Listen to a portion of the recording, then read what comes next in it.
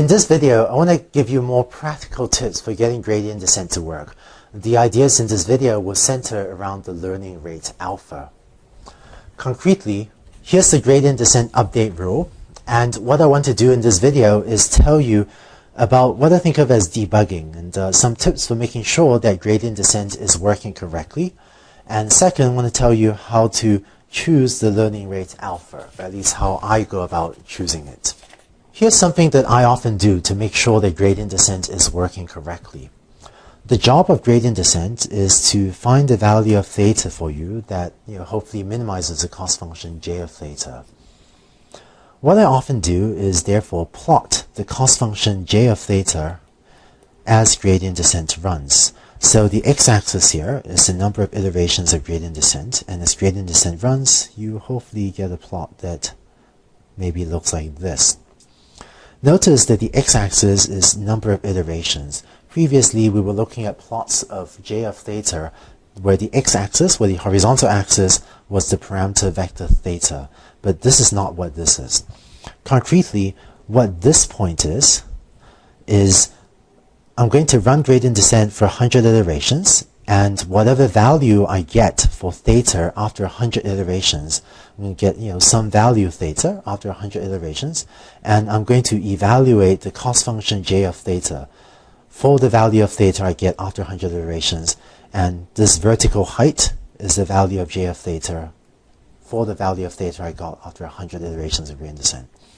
And this point here, that corresponds to the value of j of theta for the theta that I get after I've run gradient descent for 200 iterations. So what this plot is showing is showing the value of your cost function after each iteration of gradient descent, and if gradient descent is working properly, then j of theta should decrease after every iteration.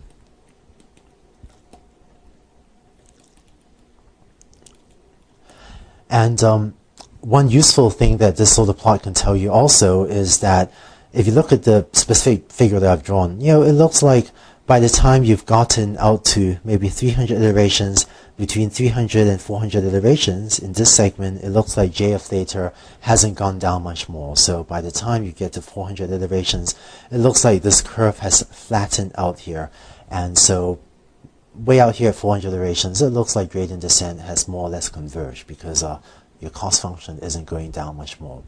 So looking at this figure can also help you judge whether or not gradient descent has converged.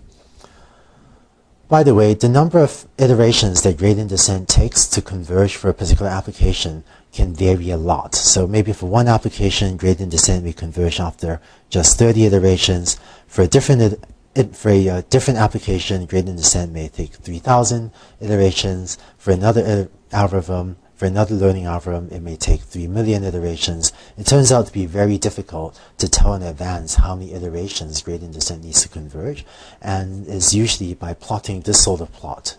Plotting the cost function as we increase the number of iterations is usually by looking at these plots that I try to tell if gradient descent has converged. It's also possible to come up with automatic convergence tests, namely to have an algorithm try to tell you if gradient descent has converged. And here's maybe a pretty typical example of an automatic convergence test. And such a test may declare convergence if your cost function j of theta decreases by less than some small value epsilon, some small value 10 to the minus 3 in one iteration. But I find that usually choosing what this threshold is pretty difficult, and so in order to check if gradient descent is converged, I actually tend to look at plots like these, like this figure on the left, rather than rely on an automatic convergence test. Looking at this sort of figure can also tell you or give you an advance warning if maybe gradient descent is not working correctly. Concretely, if you plot j of theta as a function of the number of iterations, then if you see a figure like this where j of theta is actually increasing, then that gives you a clear sign that gradient descent is not working. And a figure like this usually means that you should be using a learning rate alpha. If j of theta is actually increasing, the most common cause for that is if you're maybe trying to minimize a function that maybe looks like this, But if your learning rate is too big, then if you start off there, gradient descent may overshoot the minimum and send you there. And if the learning rate is too big, you may overshoot again and then send you there, and so on. So that, well, what you really wanted was for it to start here and for it to slowly go downhill, right? But if the learning rate is too big, then gradient descent can instead, keep on overshooting the minimum, so that you actually end up getting worse and worse, so sort of getting to higher values of the cost function j of theta, so that you end up with a plot like this. And if you see a plot like this, the fix usually is to just use a smaller value of alpha. Oh, and also, of course, make sure that your code does not have a bug in it, but usually too large a value of alpha is the most common, could be a common problem. Similarly, sometimes you may also see j of theta do something like this. It may go down for a while, then go up, then go down for a while, then go up, go down for a while, go up, and so on. And the fix for something like this is also to use a smaller value of alpha. I'm not going to prove it here, but under assumptions about the cost function j, which does hold true for linear regression, you can show, or mathematicians have shown, that if your learning rate alpha is small enough, then j of theta should decrease on every single iteration. So if this doesn't happen, it probably means alpha is too big and you should set it smaller. But of course, you also don't want your learning rate to be too small, because if you were to do that, then gradient descent can be slow to converge. And if alpha were too small, you might end up starting out here, say, and end up taking just minuscule baby steps, right? And just taking a lot of iterations before you finally get to the minimum. And so if alpha is too small, gradient descent can make very slow progress and be slow to converge. To summarize, if the learning rate is too small, you can have a slow convergence problem. And if the learning rate is too large, j of theta may not decrease on every iteration, and it may not even converge.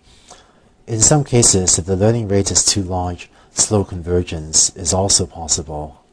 But the more common problem you see is that j of theta may not decrease on every iteration. And in order to debug all of these things, often plotting that j of theta as a function of the number of iterations can help you figure out what's going on. Concretely, what I actually do when I run gradient descent is I would try a range of values. So just try running gradient descent with a range of values for alpha, like 0.001, 0.01. So these are a factor of 10 differences. And for these different values of alpha, just plot j of theta as a function of number of iterations. And then pick the value of alpha that seems to be causing j of theta to decrease rapidly. In fact, what I do actually isn't these steps of 10. So this is a scale factor of 10 if each step up. What I actually do is try this range of values, and so on, where this is 0.01. I'll then increase the learning rate threefold to get 0.03, and then this step up, this is another roughly threefold increase from 0.03 to 0.01, and so these are roughly